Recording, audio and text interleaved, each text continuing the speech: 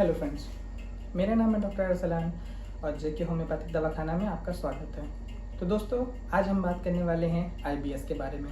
IBS क्या होता है, उससे क्या क्या दिक्कतें होती हैं और उसको कैसे ठीक किया जा सकता है होम्योपैथिक ट्रीटमेंट के द्वारा। तो दोस्तों, वीडियो को शुरू करने से पहले मैं आपको बता देता हूँ कि आप कोई भी होम्योपैथिक ट्रीटमेंट अगर लेते हैं या कोई भी होम्योपैथिक मेडिसिन अगर आप लेते हैं तो मेडिसिन लेने से पहले अपने नज़दीकी होम्योपैथिक डॉक्टर से कंसल्ट करें, उसके बाद ही कोई भी मेडिसिन लें आप। तो दोस्तों, हम बात करते हैं आईबीएस के बारे में। आईबीएस क्या होता है? तो दोस्तों, IBS irritable bowel syndromes. Irritable bowel syndromes क्या होता है? तो दोस्तों, मैं आपको बता देता हूँ, ये बीमारी हमारी बड़ी आंतों से संबंधित बीमारी है। इसमें क्या होता है कि जैसे इरिटेबल का मतलब होता है आईबीएस इरिटेबल बाउल सिंड्रोम, तो जिसमें इरिटेबल का मतलब होता है चिड़चिड़ापन होना। जैसे आप देखते हैं, छोटे बच्चे होते हैं, बहुत चिड़चिड़े हो जाते हैं, कभी हंसते हैं, कभी रोते हैं, कभी खेलते हैं। इसी तरह से हमारी जो बड़ी आंतें हैं वो चिड़चिड़ी हो जाती हैं। जैसे हमारी बॉडी है, बॉडी में अलग अलग ऑर्गन्स हैं, अलग अलग ऑर्गन्स का अपना एक पर्टिकुलर वर्क या क्रिया है। इसी तरह से हमारी बड़ी आंत है, हमारी बड़ी आंत का भी अपना एक पर्टिकुलर वर्क या क्रिया है। दोस्तों, क्या होता है कि जो भी फूड मटेरियल हम खाते हैं या खाना खाते हैं वो हमारे माउथ से स्टमक में जाता है, स्टमक से छोटी इंटेस्टाइन या स्मॉल इंटेस्टाइन या छोटी आंत में, और वहाँ से फिर लार्ज इंटेस्टाइन या बड़ी आंत में चला जाता है। बड़ी आंत में जाने के बाद क्या होता है कि वहाँ पे जो भी एब्जॉर्प्शन वगैरह होना होता है, उसके बाद खाना जो भी होता है या फूड मटेरियल जो भी होता है वो वेस्ट मटेरियल में कन्वर्ट हो जाता है। उसके बाद क्या होता है कि बड़ी आंत जो होती है उस चीज़ को बाहर निकालती है, उस वेस्ट प्रोडक्ट को, उस वेस्ट मटेरियल को बॉडी से बाहर निकालती है।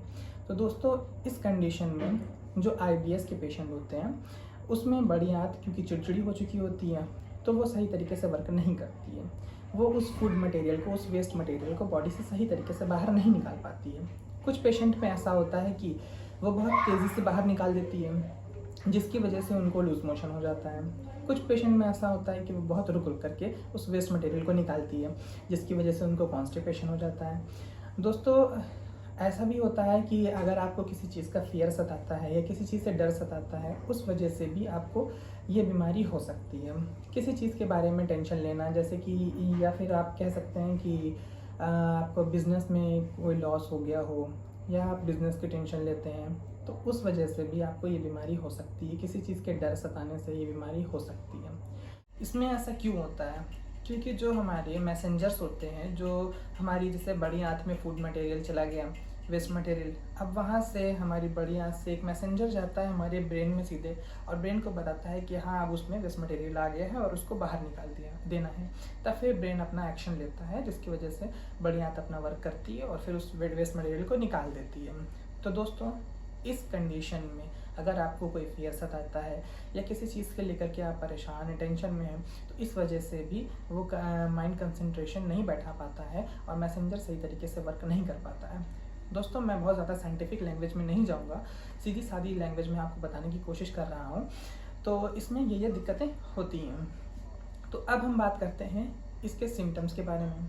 तो दोस्तों, इसके सिम्टम्स में ऐसा होता है कि कुछ पेशेंट को इसमें लूज मोशन होता है और कॉन्स्टिपेशन दोनों होता है। कुछ लोगों को इसमें बहुत ज़्यादा सीवियर पेन भी होती है, पेट एब्डोमेन के निचले हिस्से में, पेट के निचले हिस्से में बहुत दर्द भी होती है। तो दोस्तों, और इसमें कॉन्स्टिपेशन और लूज मोशन का सिलसिला बना रहता है, जैसे कि सुबह के वक्त कॉन्स्टिपेशन और शाम के वक्त लूज मोशन होने लगता है। दोस्तों, कई पेशेंट में ये भी देखा गया है कि आज कॉन्स्टिपेशन हो गया, कल लूज मोशन होने लगता है। दोस्तों, और भी पेशेंट इसके आते हैं जैसे कि जिनको प्रॉपरली कॉन्स्टिपेशन बना हुआ होता है या लूज मोशन भी होता रहता है। तो दोस्तों, अब हम इसकी बात करेंगे कि कुछ होम्योपैथिक मेडिसिन के बारे में जिसका बहुत ही अच्छा रिजल्ट है आईबीएस में। तो दोस्तों, हमारी सबसे पहली मेडिसिन है हाइड्रास्टिस्कैन क्यू में। हाइड्रास्टिस्कैन क्यू ये बहुत ही अच्छी मेडिसिन है आईबीएस के पेशेंट के लिए।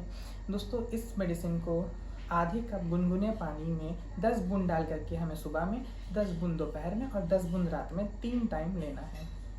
दोस्तों, हमारी दूसरी सबसे अच्छी मेडिसिन है कैस्कारा सेग्राडा क्यू में। दोस्तों, इस मेडिसिन को भी आप आधे कप पानी में 15 बूंद डाल करके सुबह में, 15 दोपहर में और 15 रात में 3 टाइम लेंगे।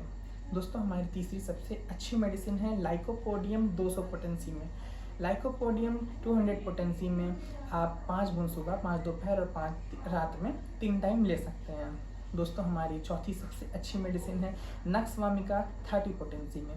नक्सवामिका 30 पोटेंसी की भी आप 5 ड्रॉप्स सुबह में, दोपहर में और रात में 3 टाइम ले सकते हैं। इसके बाद एक मेडिसिन डॉक्टर रेखा की R5 नंबर, ये भी बहुत ही अच्छी मेडिसिन है जो कि हमारे स्टमक पे बहुत अच्छा वर्क करती है।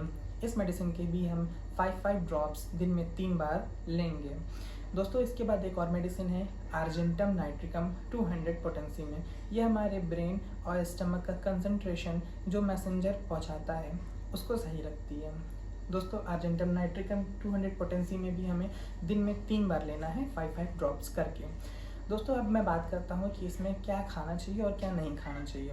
तो जैसा कि देखा गया है कि जो भी पेशेंट को बहुत ज़्यादा प्रॉब्लम होती है खाने पीने से, जैसे अगर आप कोई भी चीज़ ऐसा लेते हैं, जैसे आप नॉनवेज ले लेते हैं तो उसमें आपको प्रॉब्लम बढ़ सकती है।